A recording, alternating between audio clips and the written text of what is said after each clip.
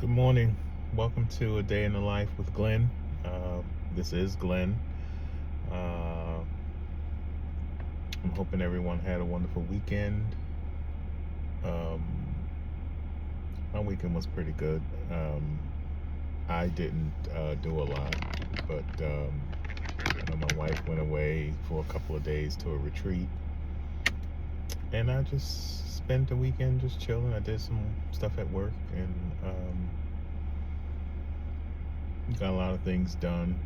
Tried out a new eating spot called, I say, Chicken 92. Um, it's not really new. When I got there, I talked to the woman who was up front, and she said they'd been in the spot for 3 years. I said, really? I said, I pass this part of the road all the time, and I've never seen this spot, and I'm riding around looking for it. And I missed it, and I had to take a U-turn to come all the way back around. Where they had the sign was down in the lower parts of the window, and you really can't see it from the highway.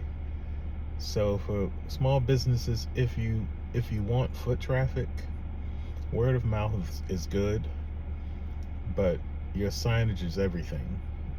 It should be bright, it should be colorful, it should be something that people can notice, and it should be something up in the area where you see what most small businesses is up past the window, up on the building, high enough, visible enough for you to be able to see. And I literally told them that when I went inside. I said, I never knew you guys were here, because if this bandana uh, banner rather has been in this place in the window this whole time, I never saw it. But I told her, I said, I guarantee you, if you guys move this banner to outside on the top, you guys will see it, and you should advertise, because I never heard of your place. But I tried something simple like buffalo wings and some fries. No. A friend of mine came with me. They got the buffalo wings and fries. They showed me where the place was. And I had regular original fried chicken wings. They were mildly seasoned, but the buffalo wings were really good. The regular wings were mildly seasoned. They could have stood more, a little more salt, a little more pepper, a little more garlic and onion salt or whatever, just to, even a little bit of accent could have been put in. But anyway, it was good. I would recommend it to anyone who hasn't gone yet. So after I did that, then I went over to the Home Depot and picked up some mulch for my front yard flower bed. Every other year I usually do the mulch, and this year I needed it, you can tell. But I actually still have the mulch in my car, and I just have to take it out. So probably next weekend I'll probably do my front yard. After that, I think I came home and just relaxed the rest of the day.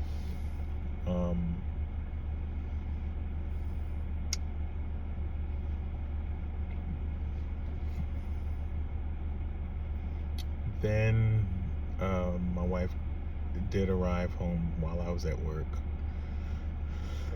She decided that she wanted to go to the movies, so we went to go see The Amateur. Very good movie. I don't know any of the characters in the movie or the actors.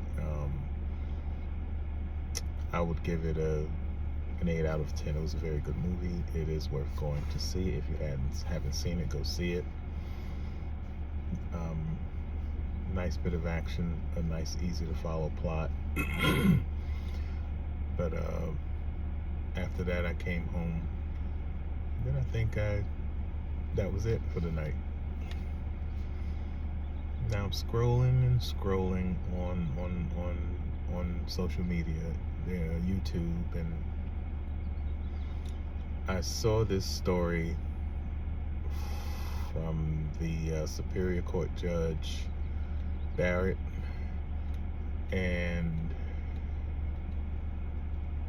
the Congress representative. My God, I can't believe I'm Crockett.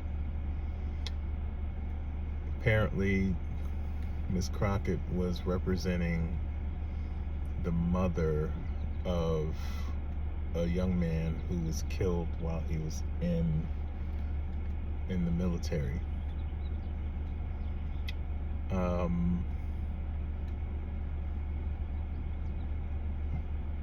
They made it sound like Crockett was going to get set up to get nailed. It turns out that, when Crockett came into the court, she was getting snickered at and jeered at, and everybody was laughing and things like that. Just that disrespect shit that we get sometimes. And because she's so prominent and out front and so vocal, some people can't stand her. But she stands for truth, and this is just another example of her doing that. So apparently, a young man who's in the military winds up dying while in action, killed in action.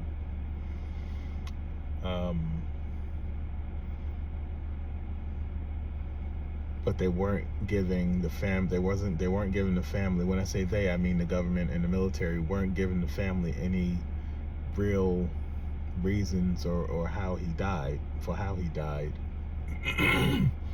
So I guess they just decided to get a lawyer, and Miss Crockett was the one who was on that case. Now I don't know if she was in the Senate in Congress at the time when she took this case, but I don't think she was, because you can't be trying cases in as a lawyer and be in Congress. You can't do your old job. So this is probably before she got into Congress.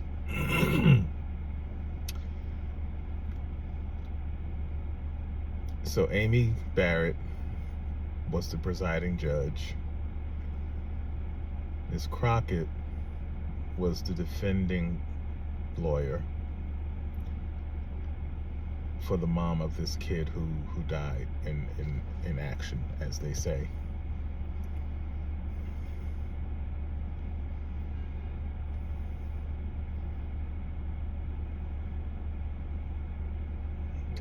Judge Barrett made her opening comments and statements. Lawyer Crockett responded, and then she pulled out a letter saying that it in essence said that the son couldn't understand why he was sent where he was, or why he was there.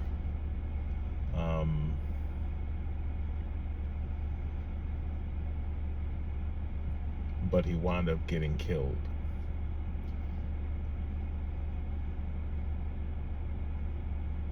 They also said that Judge Barrett was seen having dinner with another prominent person who had something to do with this case, and Judge Barrett signed off on it, classifying the files for this situation. All that wound up coming out in court because it was in the letter, and Crockett pretty much put the judge on blast. Everyone was in disbelief with what they were hearing, because then they sort of felt a shift. At the end of the day, the mother dies of a broken heart because she didn't know what actually happened to her kid.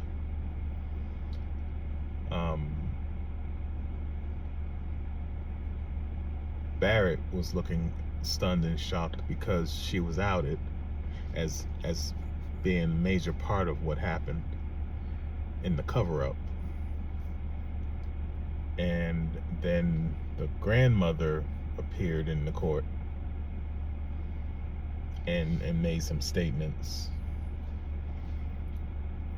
And then a young man came up to Miss Crockett, and it turns out it was this young man who was killed, his younger brother. To make a long story short, I think because the pressure on the judge was so great that she signed off on what happened. She signed off on the cover-up. Her conscience got the best of her, and she decided to acknowledge what happened, and then she resigned from the bench, I guess, in that situation. But that's something nobody ever talked about. Even during the time when she was trying to get into the Supreme Court, nobody ever mentioned that. That was kept hush-hush the whole time. Now, Sister Crockett knew about it, but I don't know if Crockett was in, I don't know if she was in Congress I can't remember if she was in Congress at the time when all this happened. But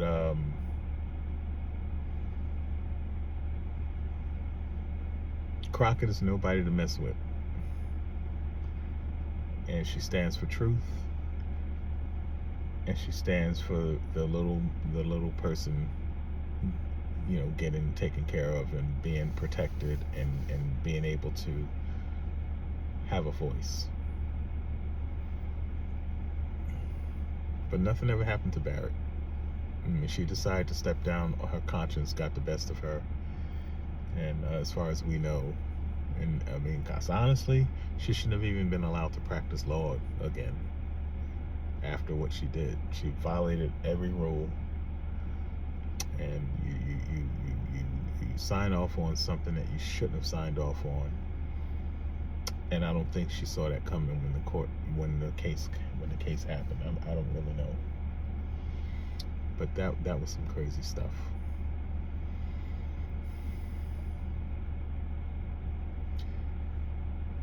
Then there's the craziness of Donald Trump and his continued thing with the tariffs. China done stepped it up to like 145% as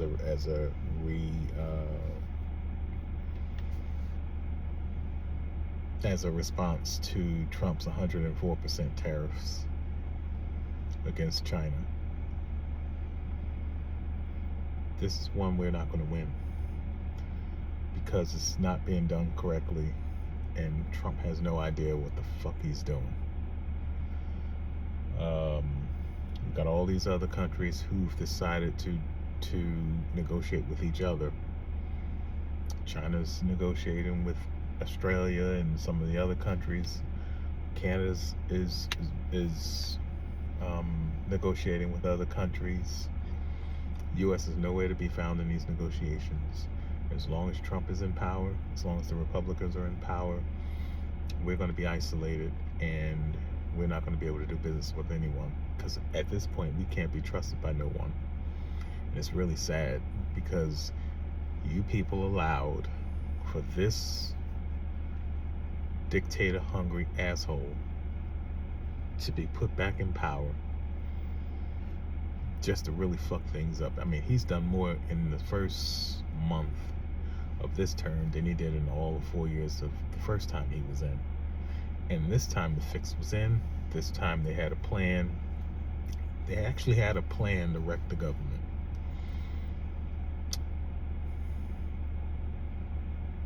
Oh, speaking of wrecking shit, what about what I said about a week or so ago, that I believe that they're purposely going to tank the stock market so that the powers that be can buy up everything cheap and sell high. They made a shitload of money. Then you saw Trump in the Oval Office with Charles Schwab and another couple of people. He bragged about how they made off in the stock market. Charles Schwab got a good $2 billion a $2 billion windfall. And another gentleman there was like, I think 900 million. I think that's what he said.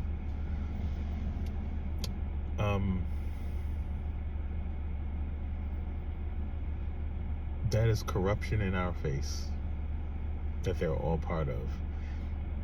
And Marjorie Taylor Greene was in on it too. She bought $750,000 worth of bonds. She's on the inside, so she knew what was going on. So now they're being questioned for insider trading. Whether anything happens to them or not remains to be seen. History shows the Republicans do shit and they never get in trouble for it. So it wouldn't surprise me if nothing happens to them.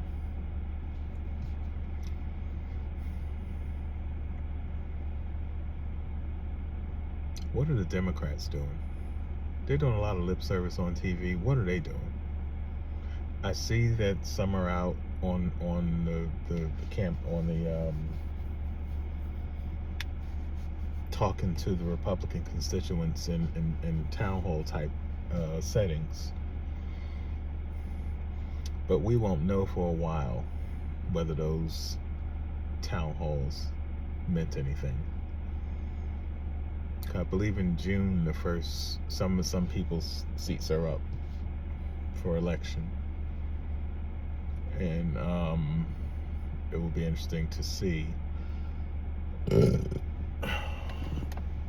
if any of them lose their seats and any seats get flipped. Republican voters tend to stay Republican. Democratic voters tend to stay Democrat. This will be one of those situations where it will be about your interests.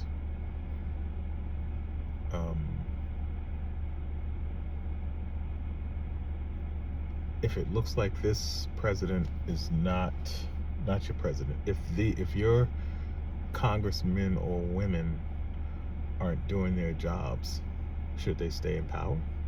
Should they stay in their position?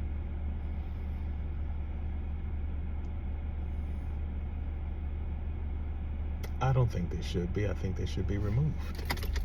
That's what I think. I think they should be removed. I don't understand how you get to keep a position and you're not honoring what you promised. You're not honoring what your word was.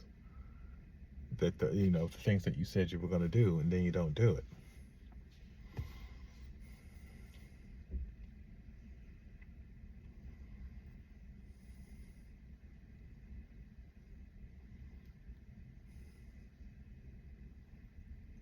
I just don't understand it. As much as America touts itself as the greatest country in the world, with all of the stuff that's going on, how do you do that? How do you make that statement? You wrecked the Department of Education. You gutted the Civil Rights Act. Trying to take down Medicare and Social Security.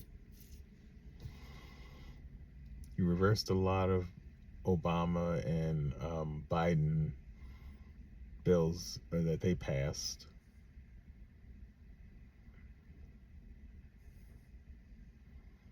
You closed some important agencies. And we're going to regret that. What makes us the best country in the world after all that shit?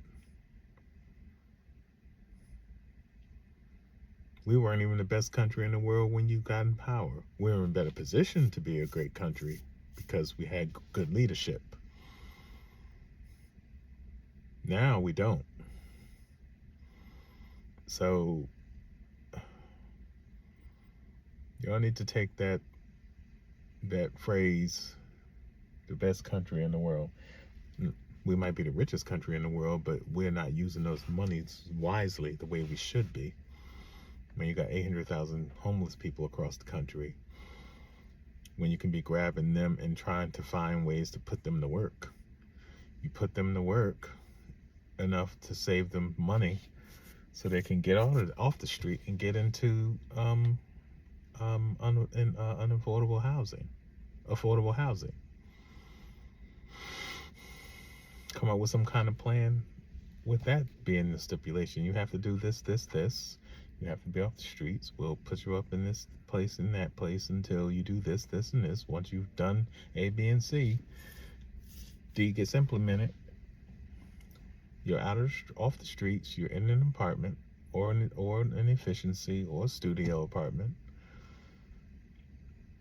and you're on your way back to being a providing tax-paying citizen. And hell, you can even put them out there and do those jobs that the deported people were doing. That would be the stipulation. You give them a raise, make sure they're getting paid well to do what they're doing. And if you want to hand up to get off the street, then this is what you need to do. And the powers that be do it the right way so that they can do it with dignity and respect.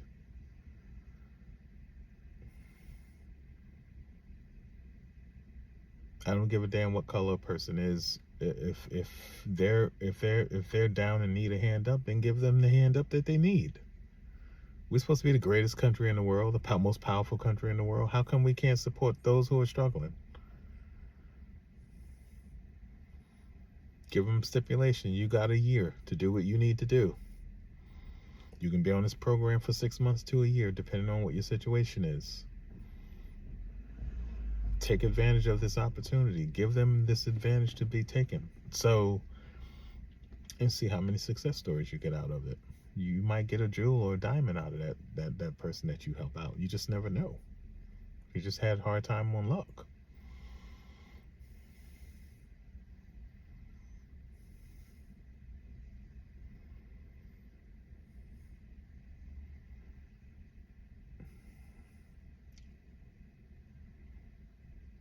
America, you can do better.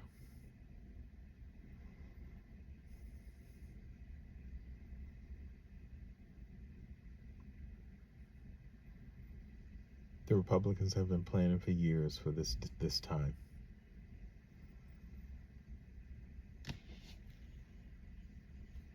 And the fact that they're actually implementing the shit that they had in Project 2025, I'm still trying to understand that one.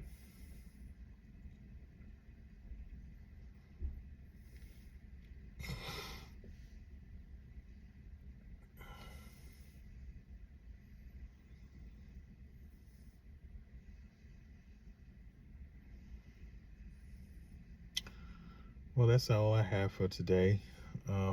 Thank you for listening.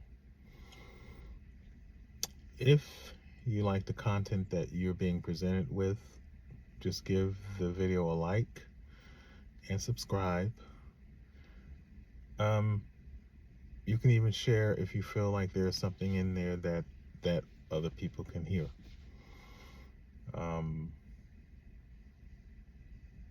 Thank you for listening. You guys have a wonderfully blessed Monday. At least it's not raining this morning. We'll see you the next time.